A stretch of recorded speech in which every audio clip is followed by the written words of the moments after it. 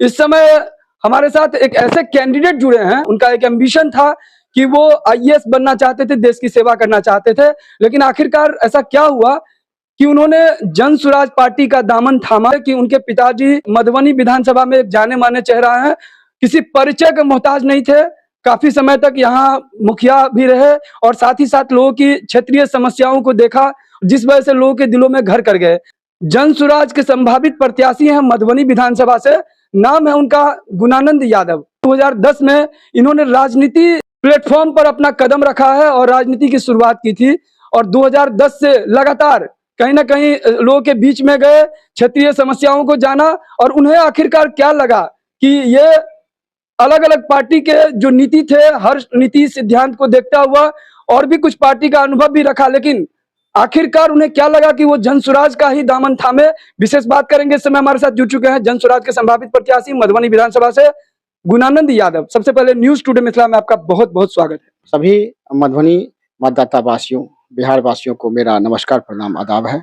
सबसे पहले हमारे व्यूअर्स को बताइए कि आप यूपीएससी की तैयारी करने गए थे, सेक्टर में भी अपना करियर बना सकते थे, आखिरकार राजनीति में आपकी एंट्री कैसे हुई? देखिए, जिम्मेदारी होती है, यूपीएससी करके हूँ, मैं कलेक्टर बन के करता या गाँव के मुखिया बन के कर रहा हूँ या विधायक के रूप में करूंगा, तो सेवा ही करना है। कुल मिलाकर उद्देश्य, आपको जो बेहतर अवसर मिले उसमें बेहतर परफॉर्मेंस कीजिए, यह होना चाहिए किसी इंसान को। आपने क्या सोचा उससे मतलब नहीं है, आपको क्या मिला उससे मतलब है। आप चाहते तो दूसरे पार्टी से भी जुड़ सकते थे और दूसरे के साथ भी आपने अनुभव किया है, क्या कहेंगे, क्यों जन स्वराज आपने थामा, क्यों इनका दामन? दूसरी पार्टियों से भी जुड़ सकता था भी और मदद भी किया, लेकिन दूसरी पार्टियों में मैंने देखा। कौन से पार्टी के साथ आपने अनुभव किया? मैंने सभी को सहयोग किया। पार्टी पहले तो यहाँ आया तो राम लखन राम रमन जी हमारे विधायक हुए, हमारे उम्मीदवार हुए, तो एक अच्छे नेता थे वो। आप प्रभावित भी थे, लेकिन बाद में फिर आपने परिवर्तन कैसे कर लिया जन स्वराज? नहीं, प्रभावित तो अभी भी मैं प्रभावित हूँ। इसमें कहने की बात, जो अच्छे लोग हैं उनकी प्रशंसा करने की नहीं है। जन स्वराज सिर्फ और सिर्फ विकास की बात करती है, जाति की बात नहीं करती है। अब बिहार में विकास होना चाहिए और विकास ही होना चाहिए और राजनीतिक दलों को सिर्फ विकास ही करना चाहिए, इसलिए मैं प्रभावित हूँ। गुलाम जी, एक चीज बताइए, क्योंकि यहाँ पर कई लोग ये पूछ भी रहे हैं और जानना भी चाहते हैं कि हर एक स्टेज से जन स्वराज के सूत्रधार प्रशांत किशोर कह रहे हैं कि हमने 10-10 मुख्यमंत्री बनाया। ये बताइए कि आज बच्चों के नाम पर वोट की बात करते हैं, विकास की बातें करते हैं, जब 10-10 मुख्यमंत्री बनाए तो उस समय लोगों के बीच में या आंदोलन करके या धरना करके या लोगों के बीच मिथिला में या बिहार में कई ऐसे जगहों पे जाते कहीं दिखाई नहीं दिए। लोग ऐसा पूछ रहे हैं कि आखिरकार तभी उन्हें इस समस्या के बारे में क्या अवगत नहीं था या कुछ और बात? आप खुद भी कहेंगे कि आपके पिताजी भी थे तो आप क्यों नहीं काम कर रहे थे? तो कोई कर रहे तो मैं दूसरा काम कर रहा था। और राजनीतिक पार्टी बनाने से पहले सारे बिहार वासियों को, सारे राजनीतिक दलों को, सारे मीडिया लोगों को, देशवासियों को पता है यह राजनीतिक पार्टी अचानक नहीं बनी है। लगभग 3 सालों तक वो पैदल बिहार की यात्रा किए। उन्होंने एक चीज और कहा कि जैसे हमारे सत्ता में हम आते हैं तो 1 घंटा के अंदर हम जो शराबबंदी कानून है उसको हटा देंगे। हालांकि लोगों का ये भी कहना है, हर लोगों का अपना अपना इसका ओपिनियन है, लेकिन वो कह रहे हैं कि पद यात्रा से जिन्होंने शुरू किया और गांधी जी के विचारधारा पे चलने वाले हैं, ये शराबबंदी कानून को हटा करके लोगों के बीच में शराब परोसने का काम करेंगे, तो क्या गांधी जी की भावना आहत नहीं होगी? आपने सही कहा। आप मुझको एक बात बताइए, आप पत्रकार हैं, अच्छे हैं, पढ़े लिखे हैं, बिहार में शराबबंदी है या शराब की दुकानें बंद हैं? आप बताइए। नहीं, इसके लिए लोग ये भी कह रहे हैं कि ये शराबबंदी कानून अगर धरातल पे 100% इम्प्लीमेंट ना हो तो प्रशांत किशोर जी चाहते तो इसको व्यवस्थित ढंग से 100% इम्प्लीमेंट करते, ताकि वास्तव में जो शराबबंदी कानून का जो सख्त कानून होना चाहिए, लॉ एंड ऑर्डर स्ट्रिक्ट होना चाहिए, वो भी हो सकता है, रेदर देन शराबबंदी का डर ही खत्म हो जाए। अब तो शराब ऐसे ही अगर बंटने लगे तो पहले जैसा स्थिति हो जाएगा। इस चीज को लेकर आज भी लोगों में जो है मतांतर है। लोगों को समझना चाहिए, जो विरोधी हैं उनकी समझ कम है। आप कुछ भी बरगला के, कुछ भी कानून को तोड़ मरोड़ के करके अब लोगों को परोसते हैं, डाइवर्ट करते हैं मुद्दों को, तो ये अच्छी बात नहीं है। मैं आपसे कहा, आप पत्रकार हैं, मुझको बताइए यहाँ शराब की दुकानें बंद हैं या शराब बंद है? बताइए। आपको क्या लगता है? होम डिलीवरी है, सारे लोग घर घर मंगाते हैं। तो बिना प्रशासन, बिना सरकार से जुड़े हुए लोग जब वो चाहते नहीं है तो हो सकता है क्या? कि विकास के लिए राजस्व की आवश्यकता है और राजस्व बर्बाद हो रहा है, पैसा बिहार का बर्बाद हो रहा है और राजस्व आएगा। शराबबंदी से, शराब चालू करने से जो राजस्व होगा, बिहार का विकास होगा। आपने सही कहा, कानून बनना चाहिए कड़ा, कानून कड़ा बनना चाहिए और कानून का समीक्षा होना चाहिए। तो आप उसके शराब को चालू करके अवैध रूप से सरकार चालू करके आमदनी का जरिया बनाए हुए हैं और भ्रष्टाचार क्राइम बढ़ रहा है। बढ़ कैसे रहा देख लीजिए, जो लोग नवयुवक हैं, बेरोजगार हैं, शराब को आमदनी का जरिया बना लिए हैं। आपका बैनर पोस्टर लगातार देख रहे हैं, लोगों के बीच जा रहे हैं और आप ये कह रहे हैं कि बिहार में बदलाव का शोर है और इसके पीछे प्रशांत किशोर है। क्यों लगता है कि बिहार में बदलाव होना ही चाहिए? प्रशांत किशोर जी ने जो प्रयास किया काबिले तारीफ है। महात्मा गांधी जी ने जो आज़ादी के लिए प्रयास किया प्रशंसनीय है, स्वागत योग्य है।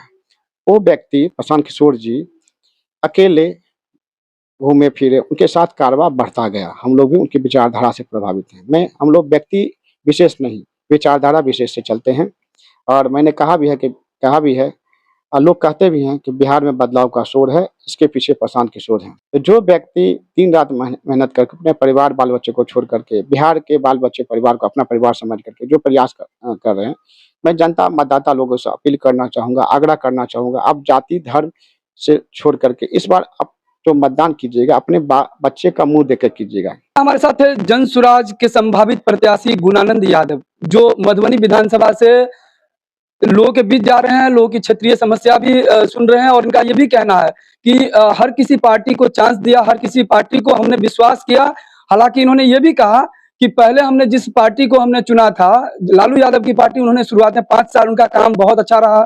फिर उन्होंने बताया कि एनडीए गठबंधन में जो नीतीश कुमार का नेतृत्व रहा वो पहले 5 साल बहुत ही अच्छा रहा, लेकिन और जो अच्छा रहा उसका भी उन्होंने प्रशंसा किया और बोला कि प्रशंसा होना भी चाहिए। पद यात्रा के माध्यम से लोगों के बीच समस्याओं को देखा और फिर अपनी पार्टी बनाया। शुरुआत में जनसुराज था, बाद में जनसुराज पार्टी के नाम से एक नई पार्टी, और ये भले ही नई हो लेकिन बड़े बड़े पार्टी का दिलों की धड़कनों को बढ़ा दिया है जब से ये मैदान में आ चुका है विधानसभा चुनाव को लेकर। सत्ताधारी जो है उन पर ये भी कह रहे हैं कि बिना दूल्हे का बारात होता है क्या?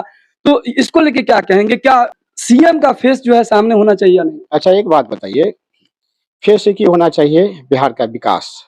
सीएम क्या होते हैं, मुख्यमंत्री क्या होते हैं, प्रधानमंत्री क्या होते हैं, मुखिया क्या होते हैं? बताइए। जनता का जो विकास करेंगे सो होंगे। यहाँ सीएम का चुनाव हो रहा है क्या? नहीं। अब विधायक चुनते हैं, विधायक लोग मुख्यमंत्री चुनते हैं। ये पार्टी की लोकतांत्रिक व्यवस्था है। यहाँ एक बात देखते होंगे कि आलाकमान और सुप्रीमो जैसी बात होती है कि भारत या बिहार जैसे मजबूत डेमोक्रेसी में, लोकतंत्र में इस तरह के शब्द जो सामंतवादी है, जो राजशाही है, ऐसे शब्द का चयन होना चाहिए। लोग सरेआम बोलते हैं सुप्रीमो। सुप्रीमो क्या होता है? आपको जनता ने पावर दिया, जनता ने आपको सेवा करने के लिए दिया, आप हो गए मालिक और जनता की हालत बदतर है। यहाँ पड़ोसी राष्ट्र नेपाल में जो स्थिति अभी हुआ है, जो वारदात हुआ है, इसको लेके हमें क्या सबक लेना चाहिए? देखिए, जब सर से ऊपर पानी बह जाता है ना, हो जाता है, तो लोग ऐसा ही करते हैं। भ्रष्टाचार चरम पर थी हर स्तर पे। वैसे बिहार भारत में जल्दी होने वाला नहीं है। यहाँ लोकतंत्र काफी मजबूत है, अच्छे लोग भी हैं शासन व्यवस्था को देखने के लिए। वहाँ लोकतंत्र उतना अच्छा मजबूत नहीं था और राजशाही को हटे हुए अभी कुछ ही साल हुए हैं। तो उसके बाद जो सत्ता संभाले तो उन्होंने लोगों का विकास नहीं किया, अपना विकास किया, अपने बाल बच्चों का विकास किया। इसका परिणाम है यहाँ लोकतंत्र इसलिए मजबूत है कि आज़ादी के बाद अच्छे प्रधानमंत्री मिले, देश को चलाए और लोकतांत्रिक तरीके से चलाए। मैंने पहले ही कहा, संघीय व्यवस्था है, राज्य की व्यवस्था है। यहाँ के लोग काफ़ी बुद्धिजीवी हैं, अच्छे लोग फिर चुन के आएंगे, फिर अच्छे लोग सत्ता संभालेंगे, जैसे हमारे प्रशांत किशोर जी हैं। तो अभी आपने सुना, हमारे साथ थे मधुबनी विधानसभा के संभावित प्रत्याशी जनसुराज से गुणानंद यादव, जो युवा जिला उपाध्यक्ष एवं चुनाव अभियान समिति के सदस्य भी हैं। वीडियो अच्छा लगे तो इस वीडियो को ज्यादा से ज्यादा शेयर कीजिए और कमेंट बॉक्स में अपनी प्रतिक्रिया जरूर लिखिए कि मधुबनी विधानसभा के लिए सबसे बेहतर कौन सी पार्टी यहाँ लीड करेगी, जो वास्तव में मधुबनी का विकास होगा, और कौन है जनसुराज का बेहतर कैंडिडेट।